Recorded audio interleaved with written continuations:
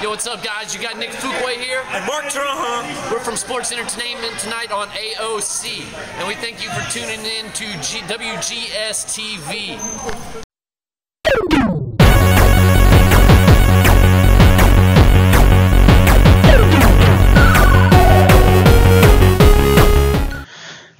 Hello, you have warped your way into another episode of WGS-TV right here on YouTube.com/WrestleGamer.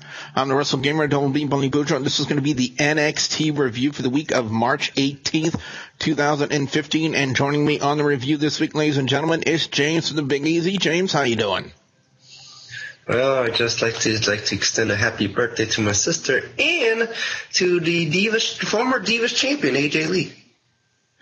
We open up NXT this week with Kalisto taking on Tyler Breeze. By the way, NXT not in Florida. They were in Columbus, Ohio at the International Sports Festival, I believe that was called, if I'm not mistaken, the Arnold event. Yeah, the Arnold, Arnold International, I think it was called. Yes, and Kalisto would take on Tyler Breeze in an amazing match. But Breeze would end up hitting the beauty shot on Kalisto and to pick up the win there. And I think they're also trying to do a lot of hype for Riley and versus Owens. And we didn't live up to the hype. Well, we'll tell you about it when we get to that match. James, I'm going to tell you this. One thing I said on the Facebook page last night.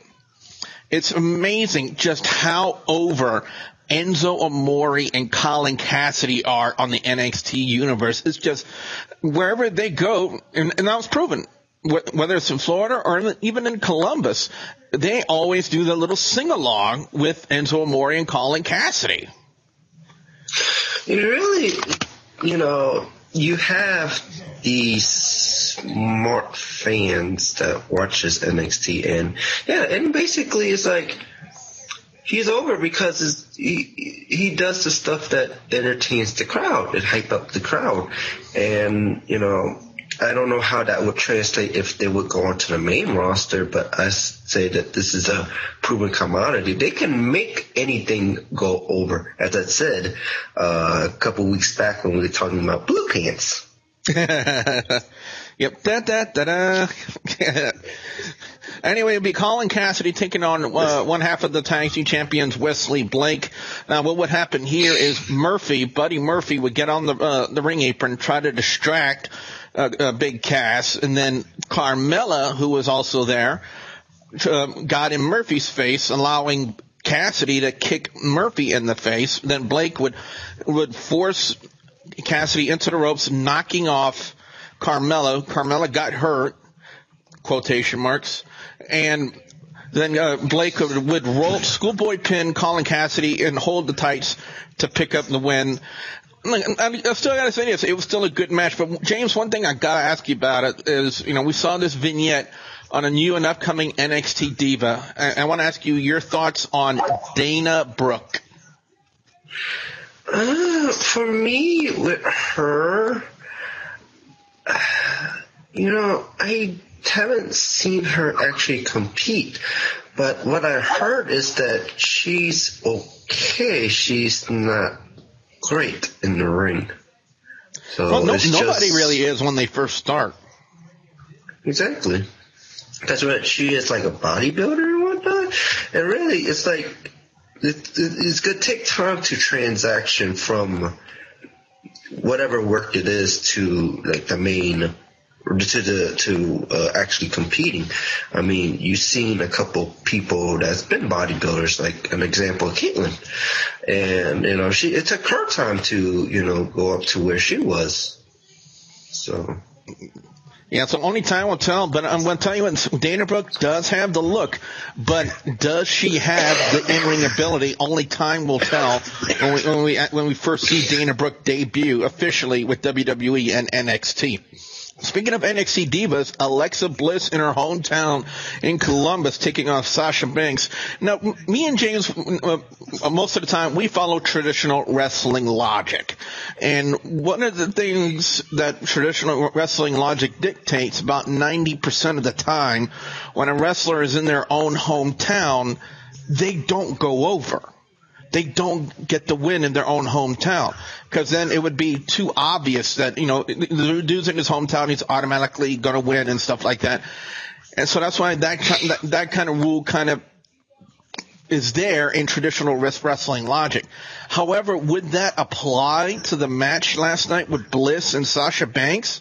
Not at all, wouldn't you say, James? Not really, because well, you think about the logic, it's mostly 80. I wouldn't say 90%, I'd say 80, because there's been sometimes they've been over in their hometown. But it's most of the time, yeah, I agree, is that what it is,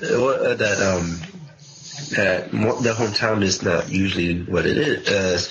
But I can see why would they do something like that, because really you need a good, I'm sorry about that, notifications, but most of the times, all right, let me phrase it. The reason why this happened like this is because I feel like we need a good number one contender to Sasha Banks. And really, they could put Sasha Banks as the most dominant female in NXT. That's next to Paige. When she was dominating the NXT roster. You wouldn't say Charlotte would be qualified to say that about her as well? I would say that, but at the same time, really, it's like Charlotte had Bailey for a while, then Sasha Banks for a while, then, that's when she lost to Banks. And with, Paige, she goes she will have fight a couple divas here and there. There wasn't a consistent storyline, I would say, but she was a dominant champion. But, Sasha Banks, you can have her beat so many different divas at different times. You don't know who would be the one that can beat her. The way Bliss would win this match, guys and gals, is Bliss would send Sasha Banks into the ring post, and Banks would end up getting counted out. So Alexa Bliss not only picks up the win, but we also find out that next week Sasha Banks will defend the NXT Championship against Alexa Bliss on NXT. And finally, we reach the main event. Right, can I say? Well, when you hear about her defending the title, that brings up a different one, because I think with Sasha, she will defend the title more often than what Paige and Charlotte has done. She could defend it against anybody, really, and I think that's what they're gonna go with. Main event time, Alex Riley taking on Kevin Owens. I think the main question is, would this match kind of live up to the short-lived hype it was given? And sadly, it would not.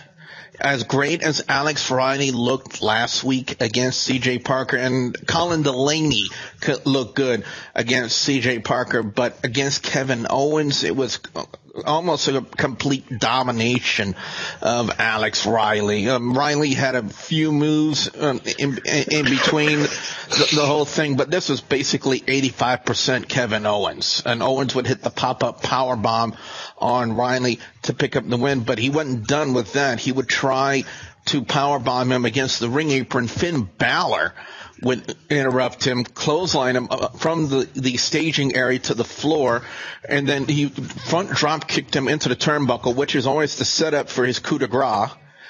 But Kevin Owens got out of there, and next thing you know, all the fans in Columbus were chanting, "Run, Owens, run," as opposed to what they were doing earlier in the match when they were chanting, "Kill, Owens, kill."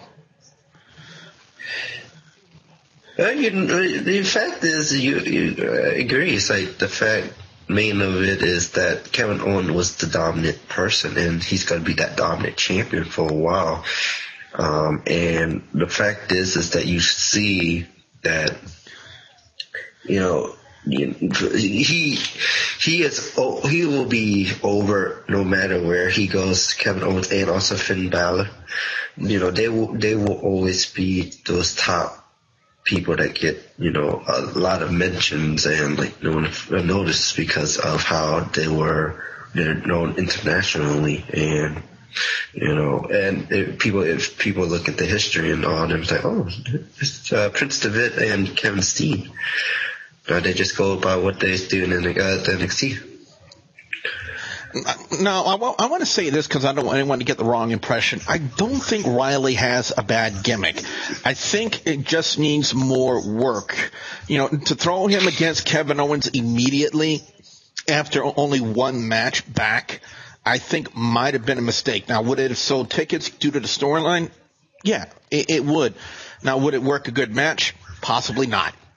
And evidence there that, again, especially with Owens getting a championship, having to defend the championship just next week, well, you know, having him lose to Alex Riley would kind of be like almost a slap in the face of the NXT championship.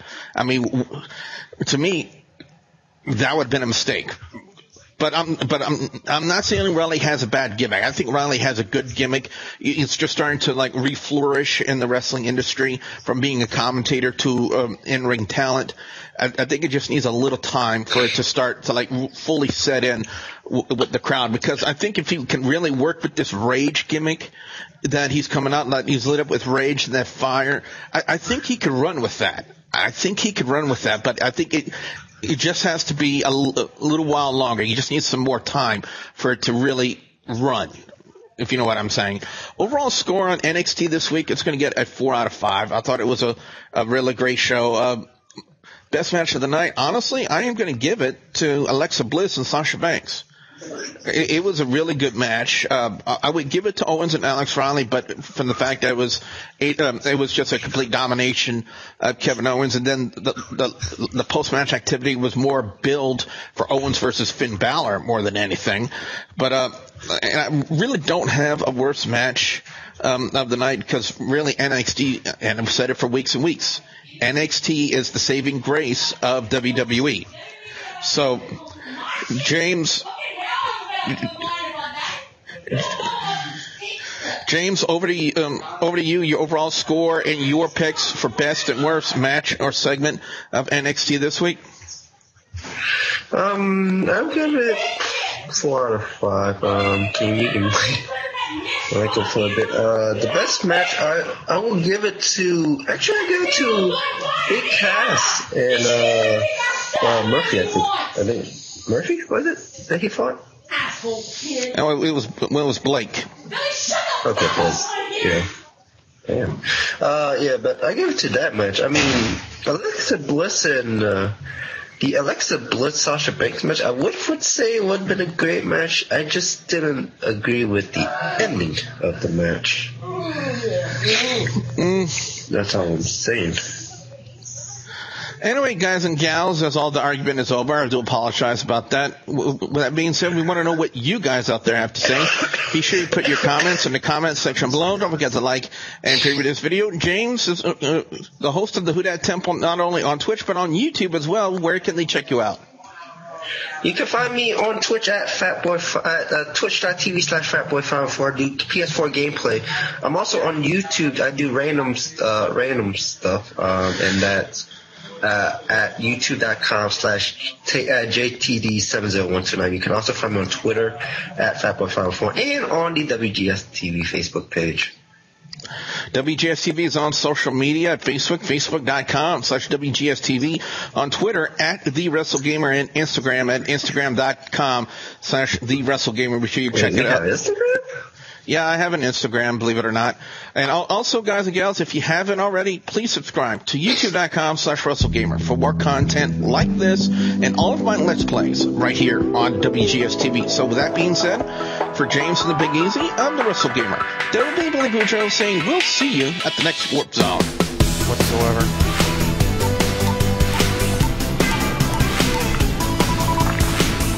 Grain here.